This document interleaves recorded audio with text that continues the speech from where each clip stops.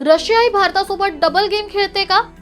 ज्या रशियाने संकटात भारताची साथ दिली, तोच रशिया आता भारताला सोडून पाकिस्तानवर मेहरबान होतोय. हो, रशियाने पाकिस्तानला स्वस्त दरात कच्चे तेल देण्याची मोठी ऑफर दिली आहे. पण यामागचं नेमकं राजकारण काय? जगभरात सध्या इराण आणि इस्रायलच्या युद्धामुळे इंधनाचं संकट गडद झालंय.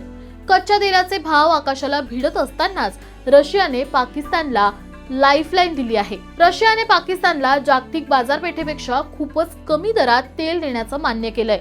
विशेष म्हणजे हा व्यवहार डॉलर्स मध्ये नाही, तर चीनी चलन युआन किंवा स्थानिक चलनात होणार आहे. त्यामुळे कंगाल झालेल्या पाकिस्तानला डॉलरची चिंता करायची गरज उरणार नाही. पण खरी गोची इथेच आहे. युक्रेन युद्धाच्या वेळी जेव्हा पाश्चिमात्य देशांनी रशियावर निर्बंध लादले होते, तेव्हा भारताने धाडस दाखवून रशियाकडून तेल खरेदी सुरू ठेवली होती. पण आता जेव्हा भारताला सवलतीच्या दरात तेल हवं आहे, तेव्हा रशियाने चक्क नकार दिलाय.